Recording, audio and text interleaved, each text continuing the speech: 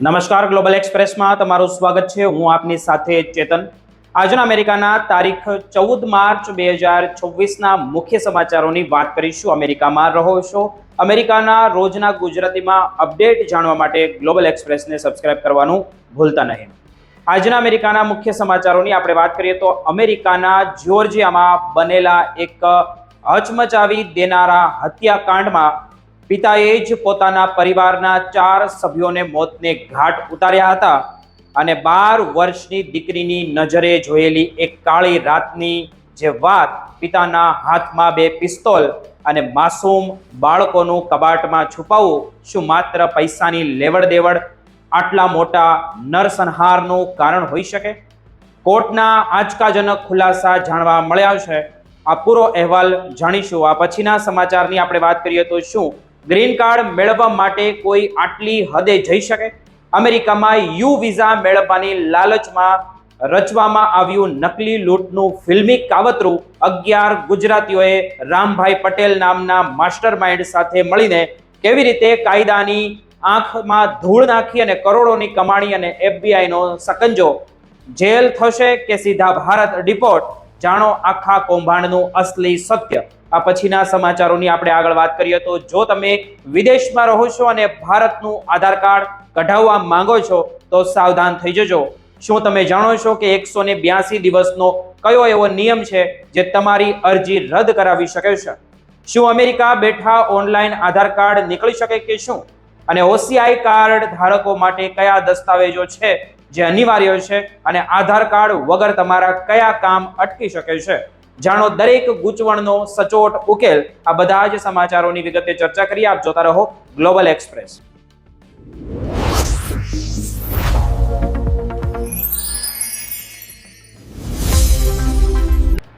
આજે આપણે વાત કરવા જઈ રહ્યા છીએ અમેરિકાના જ્યોર્જિયામાં બનેલી એક એવી ઘટના વિશે જે હમણાં તાજેતરમાં જ બની હતી, જેમાં માત્ર ત્યાં વસતા ભારતીય સમુદાયને જ નહીં પણ આખી દુનિયાને ચોંકાવી દીધી છે.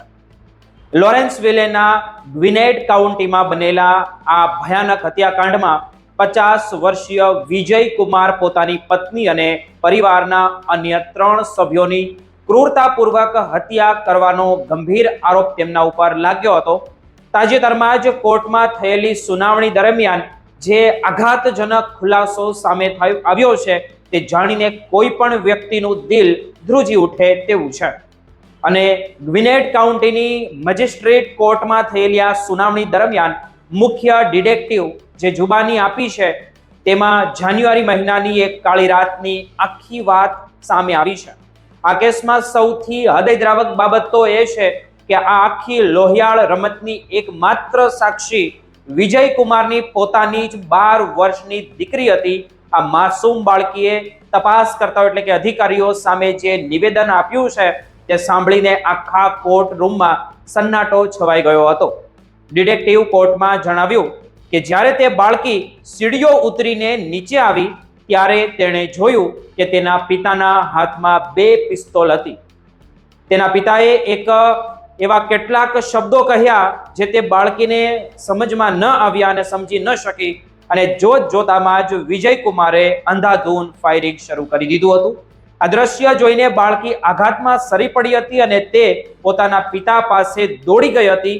તેમણે કરગરીને વિનંતી કરી હતી કે પપ્પા પ્લીઝ આ બધું રોકી દો, પ્લીઝ ઊભા રહી જાઓ. પણ ખૂન સવાર થયેલા પિતાએ પોતાની દીકરીની એક પણ વાત સાંભળી નહીં. આ બધું જ પોલીસને આ છોકરીએ કહ્યું. એટલું જ નહીં પણ જ્યારે આ માસૂમ બાળકી ત્યાં ભાગી રહી હતી ત્યારે એક ગોળી તે બાળકીના તેના માથાની બાજુમાંથી એકદમ નજીકથી પસાર થઈ ગઈ હતી. તે બાળકી આજે પણ એ વાતને લઈને આઘાતમાં છે કે તે ગોળી તેના પિતાએ જાણી જોઈને તેના પર ચલાવી હતી કે તેની બાજુમાં ઊભેલા બીજા કોઈ સભ્યને મારવા માટે હતી. પોલીસને ઘટના સ્થળેથી 4 મૃતદેહો પણ મળી આવ્યા હતા, જેમાં વિજય કુમારની પત્ની મીનુ ડોગરા અને તેની સાળી નિધિ ચંદર અને સાળો ગૌરવ કુમાર અને નિધિના પતિ હરીશ ચંદરનો સમાવેશ થાય છે.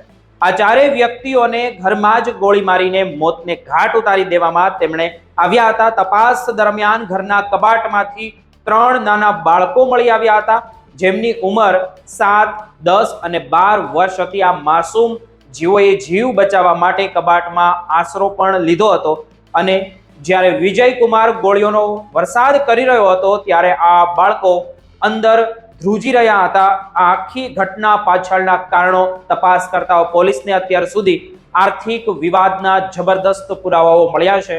એ હું તમને આગળ કહું.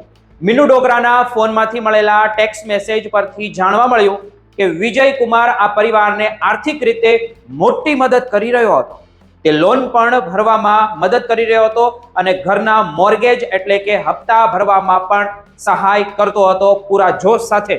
પરંતુ આ પૈસા પાછા આપવામાં થોડું મોડું થવાના કારણે અને રકમ ચૂકવવામાં વિલંબ થવાના કારણે પરિવાર આખો તેની માથે ચડી ગયો હતો અને પરિવારમાં લાંબા સમયથી ઉગ્ર તણાવ ચાલતો હતો અને પૈસાની આ લડાઈ આખરે એક લોહિયાળ જંગમાં ફેરવાઈ ગઈ હતી, જેમણે 4 જીવ લીધા. ડિટેક્ટિવ એટલે કે તેની દીકરીએ એ પણ જણાવ્યું કે હત્યાના 2 દિવસ પહેલા પણ આ જ ઘરમાં મોટો વિવાદ થયો હતો. પોલીસને મેસેજ કરીને જાણ કરવામાં આવી હતી કે કેટલાક લોકો ઘરની બહાર રોજે બેલ વગાડી રહ્યા છે અને હેરાન કરી રહ્યા છે. વિજયકુમારે પોતે પણ પોલીસને ફોન કરીને તેની પત્ની વિશે પૂછપરછ કરી હતી કે તે ક્યાં છે. પછી તે મળી ગઈ હતી, પરંતુ આ વિવાદ આટલી મોટી કરુણતામાં પરિણમશે તે ક્યારેય કોઈને ખબર નહોતી. પોલીસે આરોપી વિજયકુમારને પકડવા માટે ઓપરેશન હાથ ધર્યું. જ્યારે તે ઘરની નજીક આવેલા જંગલ વિસ્તારમાંથી બહાર આવ્યો હતો અને તેણે ભાગવાનો કોઈ પ્રયાસ નહોતો કર્યો. તેની પાસેથી એક રિવોલ્વર અને એક પિસ્તોલ મળી આવી હતી. જો કે હજુ પણ એ સ્પષ્ટ નથી થયું કોર્ટમાં કે આ હથિયારો કોના નામે હતા અને તેના પર કોની આંગળીઓના નિશાન છે. કોર્ટે તમામ પુરાવાઓ અને સાક્ષીઓની જુબાની સાંભળ્યા બાદ આ કેસને સુપરિયર કોર્ટમાં મોકલવાનો આદેશ પણ આપ્યો છે. વિજયકુમાર પર હત્યા અને હુમલો અને બાળકો પ્રત્યે ક્રૂરતા જેવા 15 જેટલા ગંભીર ગુનાઓ હેઠળ કેસ ચાલશે. આ કેસમાં હજુ પણ ઘણા રહસ્ય અકબંધ છે અને પૂરો ભારતીય અમેરિકન સમુદાય આશા એ બેઠો છે કે આ માસૂમ બાળકોને, મૃતકોને ન્યાય મળશે. હવે જોવાનું એ રહેશે કે આવનારા દિવસોમાં કોર્ટમાં વિજયકુમાર પોતાની સફાઈમાં શું કહે છે.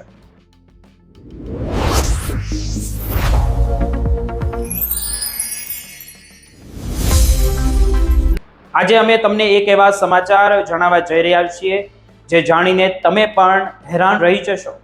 અમેરિકામાં ગ્રીન કાર્ડ મેળવવાની લાલચમાં ભારતીય મૂળના લોકોએ કાયદાની આંખમાં ધૂળ નાખવા માટે એક અનોખો અને ખતરનાક રસ્તો અપનાવ્યો હતો અને તે પણ આપણા ગુજરાતીઓએ. માર્ચ 2026માં મેસેચ્યુસેટ્સમાં ફેડરલ કોર્ટ 11 ભારતીય ગુજરાતી નાગરિકો સામે વિઝા ફ્રોડના ગંભીર આરોપો હેઠળ મોટી કાર્યવાહી હાથ ધરી છે. આ લોકોએ માનવીય ધોરણે મળતા યુ વિઝા મેળવવા માટે ફિલ્મી પડકથા જેવી નકલી લૂંટની ઘટનાઓ રચી હતી. તપાસમાં બહાર આવ્યું છે કે આ આખું નેટવર્ક રામભાઈ પટેલના નામના વ્યક્તિ દ્વારા ચલાવવામાં આવતું હતું, જેણે અમેરિકાના અલગ અલગ રાજ્યોમાં ફેલાયેલા પોતાના એજન્ટો દ્વારા આ કૌભાંડને અંજામ આપ્યો હતો. આખી યોજના મુજબ આરોપીઓએ જાણી જોઈને એવી વ્યવસ્થા અને એવી જગ્યાઓ કે પછી એવા સ્ટોર પસંદ કર્યા હતા જ્યાં સીસીટીવી કેમેરા લાગેલા હોય.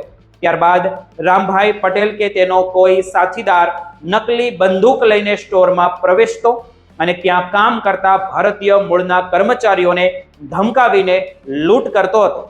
આખી ઘટના કેમેરામાં કેદ થઈ જતી હતી, જેમના આધારે આ લોકો પોલીસમાં ખોટી ફરિયાદ નોંધાવતા હતા અને પોતે કોઈ ભયાનક ગુનાનો શિકાર બન્યા હોવાનું નાટક કરીને યુ વિઝા માટે અરજી કરતા હતા.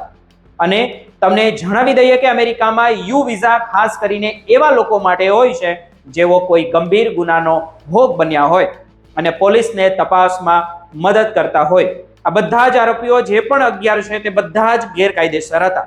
આરોપીઓ આ વિઝા મેળવવા માટે રામભાઈ પટેલને 10 થી 20,000 ડોલર એટલે કે આશરે 8 થી 16 લાખ રૂપિયા જેટલી મારબત રકમ ચૂકવતા હતા.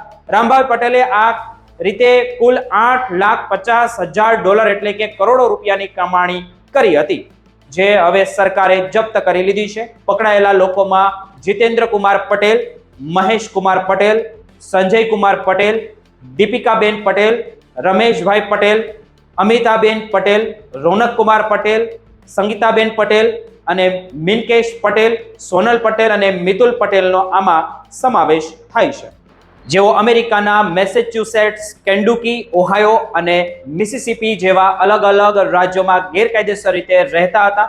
આ તપાસમાં એફબીઆઈની બોસ્ટન, ન્યુયોર્ક, સિએટલ અને લ્યુઇસવિલે જેવી વિવિધ ઓફિસોએ સાથે મળીને કામ કર્યું હતું. અત્યાર સુધીમાં આવા 18 થી વધુ નકલી લૂંટના કિસ્સાઓ સામે આવ્યા છે, જેમાં આરોપીઓએ જાણી જોઈને પોલીસને બોલાવી ખોટા નિવેદનો આપ્યા હતા, જેથી તેમને પોલીસ સર્ટિફિકેટ પણ મળી શકે અને તેમને ગ્રીન કાર્ડનો રસ્તો જે પણ હોય તે સાફ થઈ જાય. આ ઘટના બાદ અમેરિકાની સરકારે વિઝા ફ્રોડ સામે મોટું યુદ્ધ છેડી દીધું હોય તેવું પણ આપણે જોઈ રહ્યા છીએ. આ ખાસ કરીને ભારતીય સમુદાયના લોકો જેઓ ત્યાં ગેરકાયદેસર રહે છે તેમને પર નજર રાખવાનું તેમણે શરૂ કર્યું છે. હવે જો આ 11 લોકો દોષિત સાબિત થશે તો તેમને 5 વર્ષ સુધીની જેલની સજા અને લાખો ડોલરનો દંડ પણ થઈ શકે છે. એટલું જ નહીં, જેલની સજા પૂરી થયા પછી તેમને તાત્કાલિક ભારત ડિપોર્ટ એટલે કે દેશ નિકાલ કરી દેવામાં પણ આવશે, જેમના કારણે તેમનું અમેરિકામાં સ્થાયી થવાનું સપનું કાયમી માટે રોળાઈ જશે.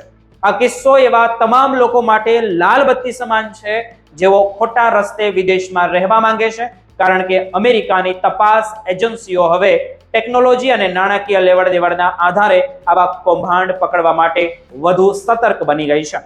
અમેરિકામાં આ વર્ષે છેડાયેલું ફ્રોડ સામેનું યુદ્ધ હવે વધુ તેજ બન્યું હોય તેવું લાગી રહ્યું છે અને આગામી દિવસોમાં પણ હજુ મોટા ખુલાસા થવાની શક્યતા છે.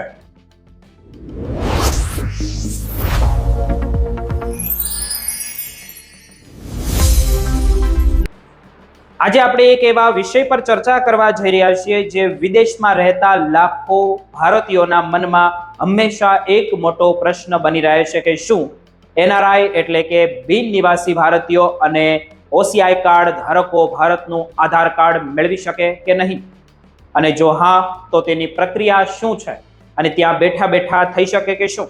કારણ કે ઘણા લોકો એવું માને છે કે તેઓ મૂળ ભારતીયો છે એટલે કે તેમને આધાર કાર્ડ મેળવવાનો જન્મસિદ્ધ અધિકાર છે, પરંતુ વાસ્તવિકતામાં આધારના કાયદાઓ કંઈક અલગ જ કહે છે.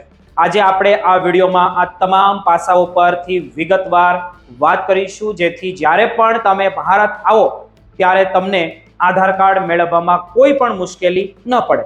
સૌથી પહેલા એ સમજવું જરૂરી છે કે આધાર કાર્ડ માત્ર એક ઓળખપત્ર નથી, પરંતુ ભારતમાં બેન્કિંગ, મોબાઈલ સિમ કનેક્શન કે પછી કેવાયસી પ્રક્રિયા અને અન્ય નાણાકીય વ્યવહારો માટે તે અનિવાર્ય બની ગયું છે હવે.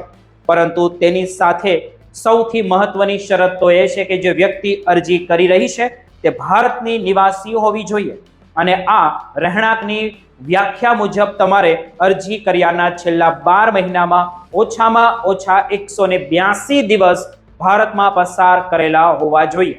આ નિયમ એનઆરઆઈ અને ઓસીઆઈ બંને માટે સમાન રીતે લાગુ પડે છે. જો તમે માત્ર થોડા દિવસોની રજાઓ ગાળવા માટે ભારત આવ્યા હો તો તમે આધાર કાર્ડ માટે પાત્ર નથી. બીજી એક સૌથી મોટી ગેરસમજ એ છે કે ઘણા લોકો વિદેશમાં બેઠા બેઠા ઓનલાઈન આધાર કાર્ડ માટે અરજી કરવાનો પ્રયાસ કરે છે, પરંતુ મિત્રો યાદ રાખજો કે તમે અમેરિકામાં કે અન્ય કોઈ પણ દેશમાં હો ત્યારે ઓનલાઈન કે વિડીયો કોલ દ્વારા આધાર કાર્ડ કઢાવી શકાતું જ નથી. તમારે વ્યક્તિગત રીતે ભારતમાં આવેલા કોઈ પણ આધાર નોંધણી કેન્દ્રની મુલાકાત લેવી જ પડશે અને ત્યાં રૂબરૂ જઈને જ પ્રક્રિયા પૂર્ણ કરાવવી પડશે. હવે આપણે વાત કરીએ કે જરૂરી દસ્તાવેજોની, તો ઓસીઆઈ કાર્ડ ધારકો માટે તેમનું ઓસીઆઈ કાર્ડ મુખ્ય ઓળખનો પુરાવો છે. તેની સાથે વિદેશી પાસપોર્ટ પણ હોવો અનિવાર્ય છે. આ ઉપરાંત ભારતના સરનામા પુરાવા તરીકે બેંક સ્ટેટમેન્ટ, યુટિલિટી બિલ્સ અથવા તો ભાડા કરારની જરૂર પડશે.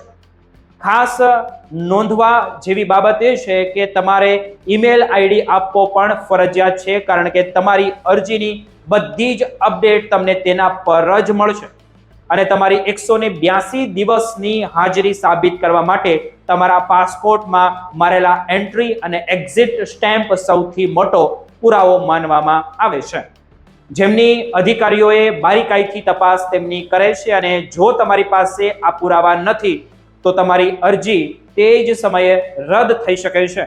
નોંધણી કેન્દ્ર પર જઈને તમારો ફોર્મ 7 ભરવાનું રહેશે, જે ખાસ કરીને વિદેશી નાગરિકો અને ઓસીઆઈ ધારકો માટે બનાવવામાં આવ્યું છે. ત્યારબાદ તમારા જે ફિંગરપ્રિન્ટ, આંખોનું સ્કેન અને ફોટોગ્રાફ્સ લેવામાં આવશે. બાયોમેટ્રિક ડેટા પૂર્ણ થયા પછી તમને 14 આંકડાનો જે એનરોલમેન્ટ આઈડી આપવામાં આવશે, જેમનાથી તમે ઓનલાઈન સ્ટેટસ તમારું જે પણ હોય તે ચેક કરી શકશો. સામાન્ય રીતે આધાર કાર્ડ બનાવવામાં 14 થી 15 દિવસ અથવા તો 90 દિવસનો સમય લાગી શકે છે. એકવાર તે જનરેટ થઈ જાય પછી તમે જે માય આધાર પોર્ટલ પરથી ઈ આધાર કાર્ડ ડાઉનલોડ પણ કરી શકો છો. પરંતુ શું આધાર કાર્ડ વગર ભારતમાં કામ અટકી જશે? તો જવાબ છે ના.